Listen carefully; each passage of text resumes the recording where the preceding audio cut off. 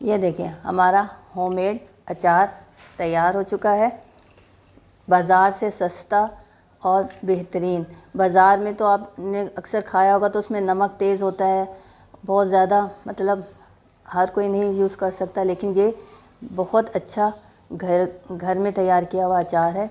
कम कीमत में आपको बेहतरीन और ज़्यादा मिक़दार में ये अचार मिल जाएगा। ये देखें माशाल्लाह से हमारा अचार तैयार है। बिस्मिल्लाहिर्रहमानिर्रहीम। अस्सलाम वालेकुम। SN food and home tips में आप सबको खुशामदीद। कैसे हैं आप सब लोग? अल्लाह से दुआ जहाँ कहीं भी हो खैर और आफियत से हो, अल्लाह ताला आपको अपनी हिफ्ज़ व अमान में रखे, आमीन सुम्मा आमीन।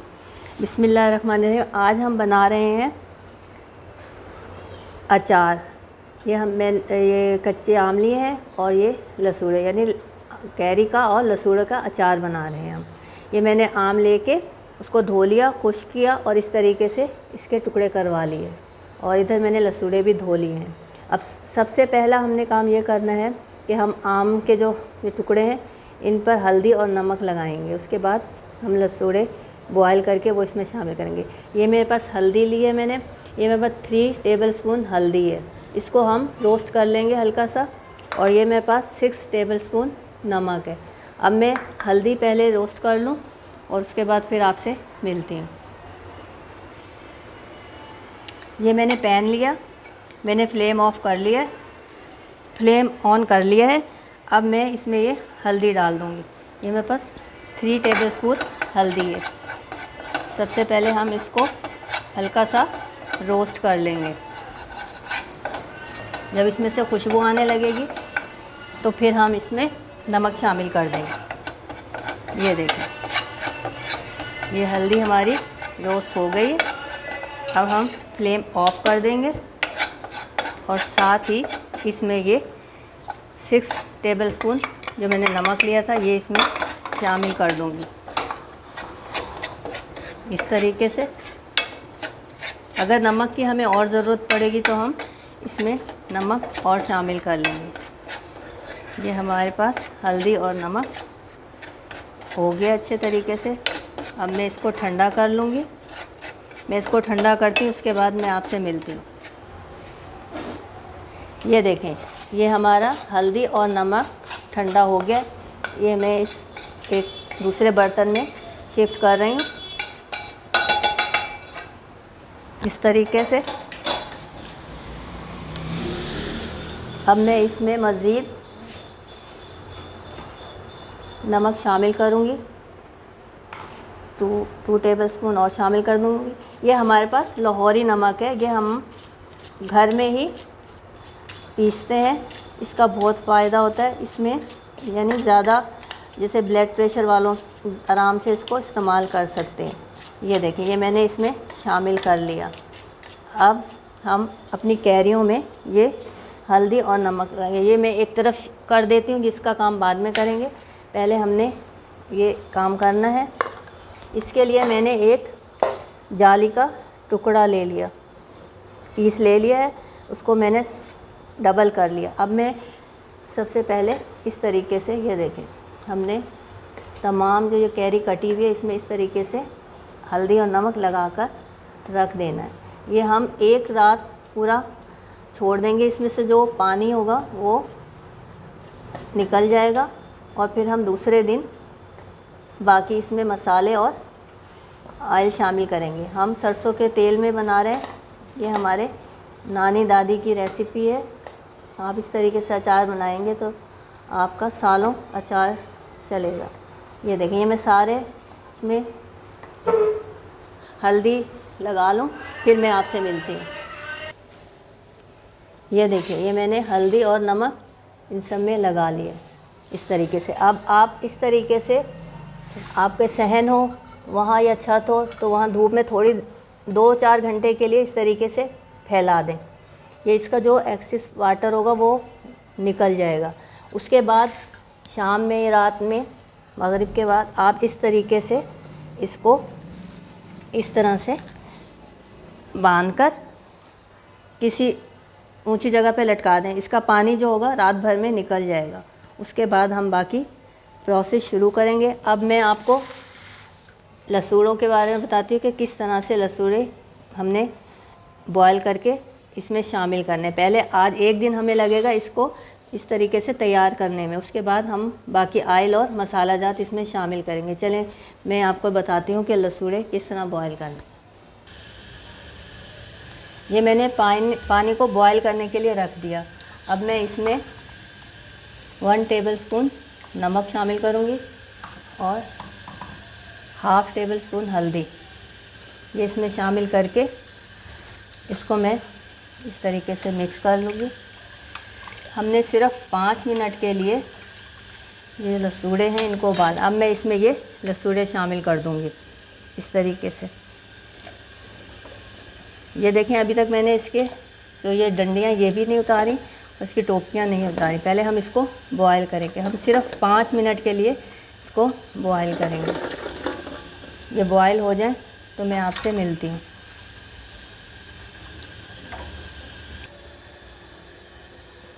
ये देखें 5 मिनट हो गए।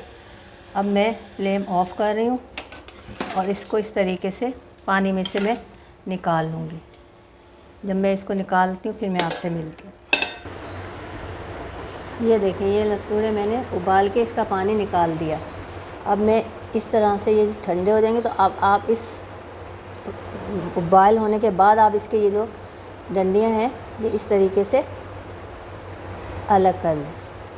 इस तरीके से बस आप इसको इस तरह अलग करके इसको पंखे की हवा में छोड़ दें ताकि ये अच्छी तरह से खुश्क हो जाए।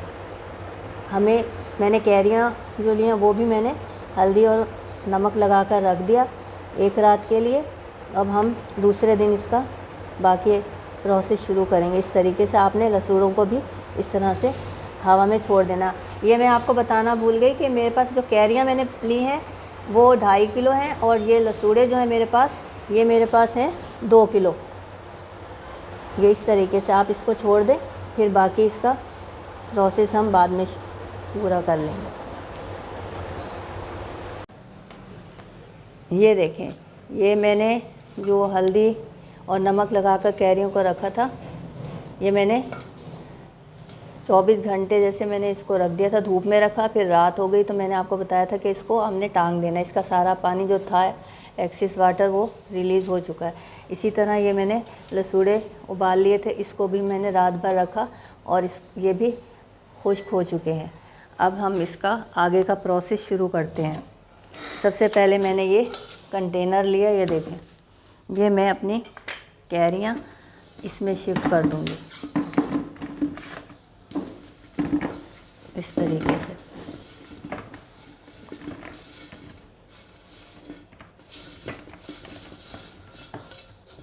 ये मैंने इसमें कैरियाँ डाल दी। अब ये हमारे पास जो लसूड़े थे आप देखें इसमें बिल्कुल भी पानी नहीं है, ये खुश्क हो चुके हैं।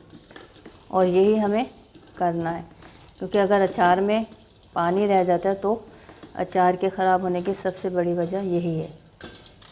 इस तरीके से ये हमने कर दिया।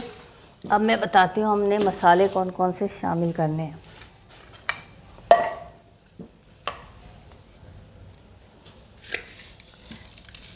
ये हम 4 टेबलस्पून साबुत धनिया लेंगे, 3 और ये 4। इसी तरीके से 1 2 और 3, ये 4 टेबलस्पून हमने सौंफ ले ली। ये ज़ीरा है 1, सफ़ेद ज़ीरा 2 और ये 3 टेबलस्पून हमने सफ़ेद ज़ीरा ले लिया। इसी तरह ये मेरे पास राई है, ये मैं 1 और ये 2 टेबलस्पून राई ले ली। अब इन तमाम चीज़ों को हम रोस्ट करेंगे और ये कलौंजी और ये मेथी दाना इसको हम बाद में शामिल करेंगे। पहले मैं इसको रोस्ट कर लूँ और फिर इसको हम ग्राइंड करके बाकी चीज़ें इसमें मिक्स कर लेंगे। ये देखें ये मैंने रोस्ट कर लिया, इसकी बहुत अच्छी खुशबू आ रही है। अब मैं अगर आप चाहें तो इस तरीके से इमाम दस्ते में डाल कर इसको दरदरा सा कूट लें, या फिर मिक्सी जार में डाल के इसको आप ग्राइंड कर लें। अब आप ये सोच रहे होंगे अभी तक मैंने कलौंजी और मेथी दाना इस्तेमाल नहीं किया, तो कभी भी कलौंजी को और मेथी दाने को हम पीसते नहीं हैं, क्योंकि मेथी दाने में कड़वाहट होती है। अगर हम पीस लेंगे तो उसमें कड़वाहट आ जाएगी, और कलौंजी को भी कभी पीसा नहीं जाता। ये मैं इसको मोटा मोटा पीस लूँ, फिर मैं आपसे मिलती हूँ। ये देखें, ये मैंने मसाला मशीन को 2 से 3 मरतबा चलाकर ये इस तरह से मोटा मोटा पीस लिया। अब मैं इसमें ये जो मेरे पास मेथी दाना है 2 टेबलस्पून मेथी दाना शामिल कर दूँगी इस तरीके से। और ये मेरे पास कलौंजी है। ये सारी चीज़ें मैंने साफ़ कर ली हैं, छान ली हैं। इसके अंदर से जो इसके पत्थर जो कुछ होता है वो निकाल लिया, साफ़ सुथरी करके किया। अब ये मैं 1 टेबलस्पून कलौंजी डाली। कलौंजी हम ज़्यादा इसलिए नहीं डालते क्योंकि कलौंजी से अचार काला भी हो जाता है। ये इस तरीके से।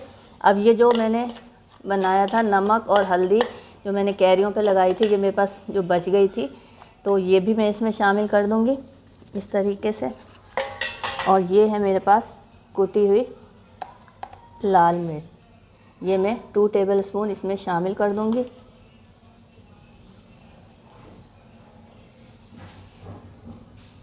तरीके से। ये देखिए, ये हमारा हो गया अचार का बेहतरीन मसाला तैयार। अब मैं इसको अच्छी तरह से मिक्स करके इस तरीके से आप इसको अच्छी तरीके से मिक्स कर लें।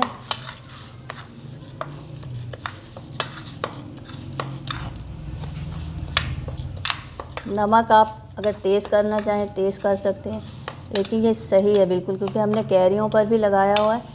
और ये इस तरीके से ये मैंने इसको मिक्स कर लिया। अब मैं ये इसमें शामिल कर दूँगी। ये देखें मैं अभी तक किसी चीज़ को मैंने हाथ नहीं लगाया। अचार जो ख़राब होने की बड़ी वजह होती है वो यही होती है कि हम झूठे मीठे हाथ हम इस पे लगा देते हैं। तो बहुत से लोग कहते हैं हमारे से अचार सही नहीं डलता या अचार सड़ जाता है, ख़राब हो जाता है। तो उसकी यही वजह। एक आध टिप्स और मैं आपको बताऊंगी कि किस तरीके से। ये देखें, ये मैंने इसमें मसाला सारा डाल दिया इस तरीके से।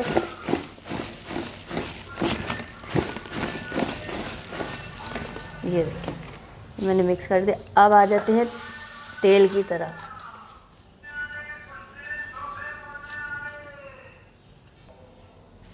ये मैंने सरसों का तेल लिया। कैरियाँ हमारे पास 2.5 किलो थी और लसूड़े हमारे पास 2 किलो थे। उसके हिसाब से हमने 3 किलो के करीब सरसों का तेल लिया है। अब इस सरसों के तेल को एक तरीका बताती हूँ आपको कि मैंने इसमें लहसुन के ये इस तरह की 4-5 कलियाँ डाल के इसको मैंने चूल्हे पे पका लिया। अब जब लहसुन की कलियाँ इस तरीके की जल जाती हैं तो समझ लें तेल हमारा पककर तैयार। अब मैंने इसको ठंडा कर लिया। ये आप कलियाँ इस तरीके से निकाल दें, इस तरीके से निकाल दें। और तेल मैंने सरसों का तेल बिल्कुल मैंने ठंडा कर लिया है। अब ये तेल भी हम इसमें बिस्मिल्लाहिर्रहमानिर्रहीम शामिल कर देंगे। तेल हमारा अचार से ऊपर होना चाहिए, तो हमारा अचार कभी भी ख़राब नहीं होगा। ये देखिए,